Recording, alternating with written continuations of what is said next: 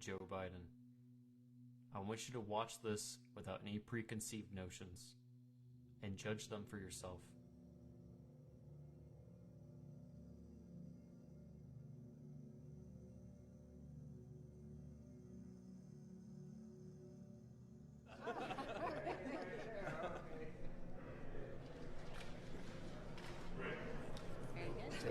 Everybody else is looking forward to it.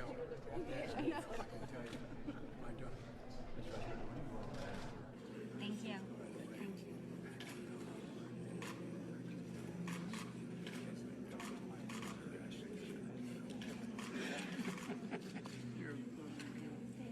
All right, well, nice to see you guys. Thank you. See you back home, I hope.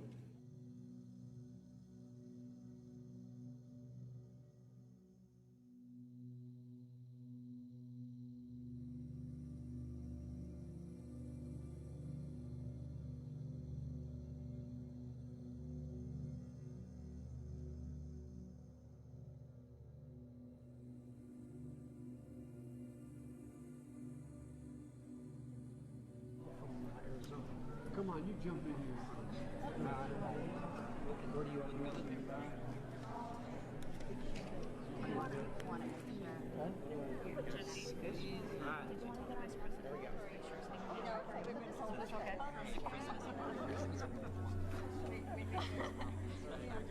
Okay, right hand up. Here's the official.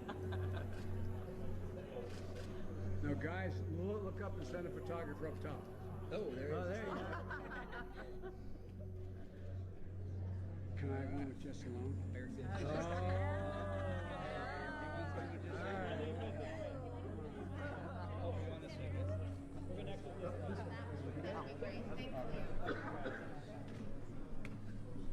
Dad's going to stand pretty close. So. She's a lovely child.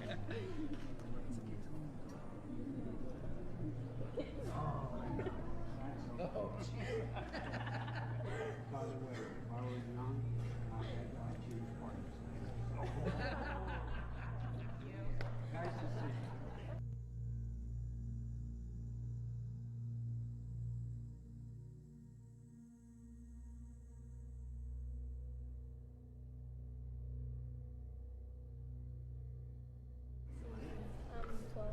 Beautiful smile, child. Okay. Very nice. Let's stand behind just a little bit more off to the side there. You're getting too big.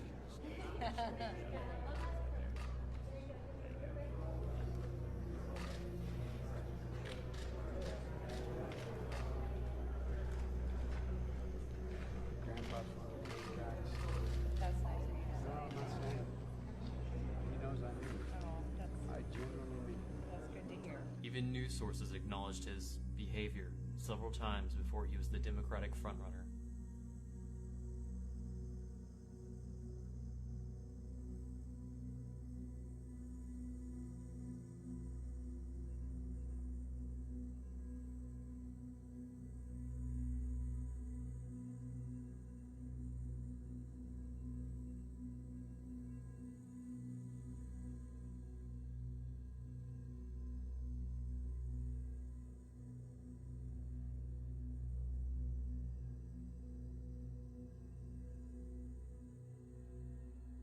The most disturbing thing is that now no one is talking about it.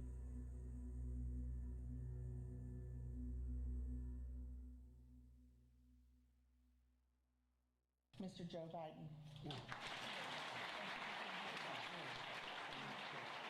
Granddaughters always love their grandpops. Doesn't matter. I'm taking my 17-year-old granddaughter, who is absolutely so smart and beautiful. We're walking on a college campus, and we're walking out. She says, "Pop, can we hold hands?" Can you imagine your daughter saying that to you when you're 17? I used to love to drive. They don't let me drive anymore. And I have Adults to get to that are waiting. Oh, I prefer the kids. Speech to make.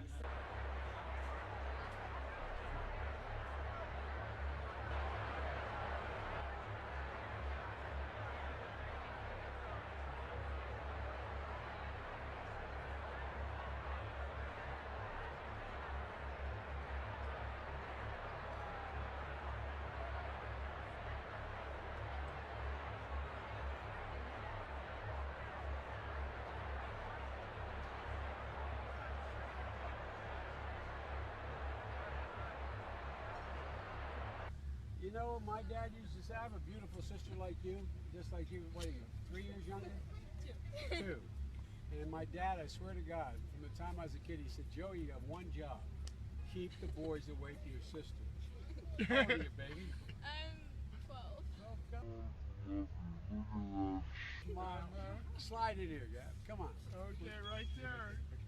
You can just press the It's on recording. On record, all We'll right. just stop. We'll just freeze Yeah, we got a record going here. All right. Well, by the way, here's the thing. One night about age 12 and a half or 13, Daddy tucks his beautiful little butterfly in bed. And the next morning, he wakes up and there's a snake in the bed. Daddy, don't kiss me in public. Here he is telling what almost seems like a fantasy, and then he literally says, I love kids jumping on my lap. And by the way, you know, I sit on the stand, and it get hot. I got hairy legs that turn blonde in the sun. And the kids used to come up and reach in the pool and rub my leg down so it was straight, and then watch the hair come back up again. They'd look at it. So I learned about roaches. I learned about kids jumping on my lap. And I've loved kids jumping on my lap. 4 women have accused Joe of inappropriate touching, and while I understand that an accusation isn't proof of wrongdoing, I'm inclined to believe them based on the video evidence that I've provided. Uneasy, gross, and confused. That's how a former member of the Nevada legislature says she felt when former Vice President Joe Biden kissed her. Where I feel Joe Biden put his hands on my shoulders, get up very close to me from behind, lean in, smell my hair, and then plant a slow kiss on the top of my head. As we've been reporting, Joe Biden has issued a response after 4 women accused him of inappropriate behavior. 2 detailed their experiences to the New York Times. DJ Hill is one of those women. She is a writer who met Biden at a 2012 fundraising event. She joins us now from Aspen, Colorado. Welcome, DJ. It's great to have you with us. Thank you, Tanya. It's good to be here. If you would, can you describe for us your interaction with Joe Biden at that fundraising event about 6 years ago? So it was a meet and greet with him. It wasn't going to be any length of time we would be spending with him. We waited in line, and when it was our turn to go up and meet Vice President Biden, I approached him first, introduced myself. My husband, Bob, came up behind me and did the same, and we made some small talk, waiting for the photographer to get ready to take our picture. And as we stood waiting and kind of chatting, Vice President Biden put his arms around both of our shoulders, and you know, it seemed like a comfortable experience. And as the photographer was taking the shot, or getting ready to take the shot, I felt, and my husband noticed, that Mr. Biden's hand that had been on my shoulder slowly disappeared and did a slow descent down my back until he reached my waist. And how did that make you feel? Can you describe what you thought in that moment? In all honesty, I was shocked. That wasn't something I had anticipated that the Vice President of the United States would do. We have been to events similar as this, and candidates have always acted, or governors or whoever have always acted what I felt that made me comfortable.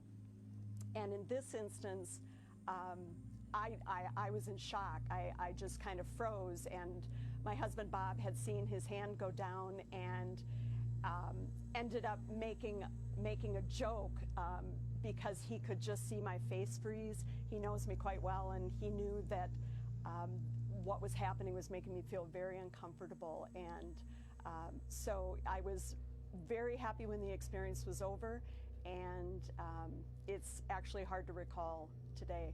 And clearly, your husband noted your discomfort. Did the two of you discuss it at the time? And why is it important for you to talk about this now? I really feel that it's been inspiring for me, whether it's Miss Flores or Dr. Ford or Miss Caruso, to hear their stories and their bravery in talking about similar experiences. And it's one of those things, when I was listening to the news report with Miss Flores and she started to share her experience, and it was like my insides just knotted up, and I thought, someone else does know that, someone else does understand that.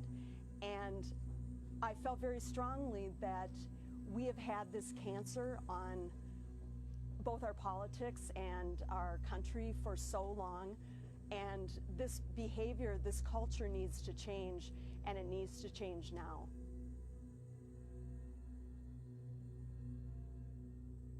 So instead of making accusations, I will leave it up to your eyes alone whether you want this man in the most powerful position in the United States.